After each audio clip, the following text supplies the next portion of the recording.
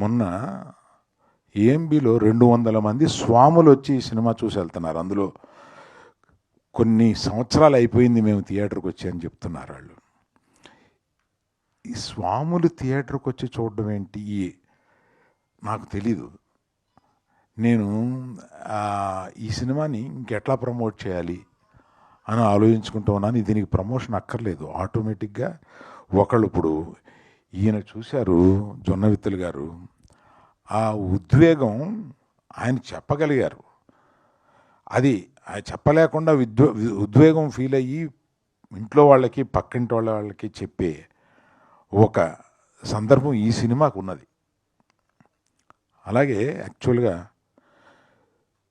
తనికెళ్ళ భరణి గారికి, జొన్నవిత్తులు గారికి నేను ఒక రకంగా కృతజ్ఞత ఎలా చెప్పాలంటే, మా గీతా ఫిల్మ్ డిస్ట్రిబ్యూటర్స్లో అడిగారు, ఏమంటే ఇది నెక్స్ట్ మన నిర్మాత దర్శకులు వస్తున్నారు కదా, అప్పుడు మనం చీఫ్ గెస్టులుగా ఎవరిని పిలిస్తే బాగుంటుంది అని అంటే, నేను తడుముకోకుండా మనం పిలిస్తే పెద్ద పెద్దవాళ్ళు వస్తారు కానీ ఈ సినిమాకి పిలవాల్సింది భరణి గారిని, జొన్నవిత్తులు గారిని పిలవాలి, నేనే వాళ్ళకి ఫోన్ చేసి రమ్మని చెప్తాను అని ఇమీడియట్గా వాళ్ళకి ఫోన్ చేస్తే, ఈ సినిమా గురించి ఆల్రెడీ విన్నామండి, అబ్బో గొప్ప సినిమా అంట కదా అంటే, ఇవాళ సాయంత్రం మీరు వీలు పెట్టి కుటుంబంతో సహా మీరు వెళ్ళి ఈ సినిమా చూడండి అని త్రిబులిలో వారికి ఏర్పాటు చేస్తే వాళ్ళు చూసి ముగ్ధులై ఇప్పుడు చెప్తున్నా.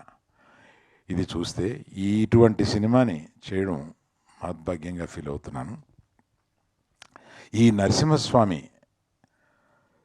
ఈ సనాతన ధర్మాన్ని నమ్మిన, ఇక్కడ ఉన్నవాళ్ళంతా ఈ సనాతన ధర్మాన్ని నమ్మిన వాళ్ళు. మీకు ఇంకొక విషయం పవన్ కళ్యాణ్ గురించి చెప్పాలి. సనాతన ధర్మం నాకు తెలిసిన వాళ్ళల్లో కానీ, అంటే నాకు సన్నిహితులైన వాళ్ళలో కానీ, మా కుటుంబంలో కానీ సనాతన ధర్మం గురించి పవన్ కళ్యాణ్కి తెలిసినంత వేరెవరికీ తెలియదు. అతను పవన్ కళ్యాణ్ గారు సనాతన ధర్మం గురించి మాట్లాడితే మనం ముగ్ధులం అవుతాం. తప్పనిసరిగా వారు ఈ సినిమా చూడాలని, ఈ సినిమా గురించి మాట్లాడాలని కోరుకుంటున్నాను. సో ఈ అవకాశం నాకు ఇచ్చిన అందరికీ, ఈ సినిమాని ప్రేక్షకులే కాకుండా మీడియా వారికి కూడా కృతజ్ఞత. ఎందుకంటే దీన్ని మీరు ఇంకొంతమంది ఈ సినిమాని గురించి వినినా వినకపోయినా వారి చెవులకు తీసుకెళ్ళి వినిపించి ఈ సినిమాని చూపించే బాధ్యతగా మీరు తీసుకున్నారని నేను నమ్ముతూ అందరికీ నమస్కరిస్తున్నాను. థ్యాంక్ యూ అండి. Thank you.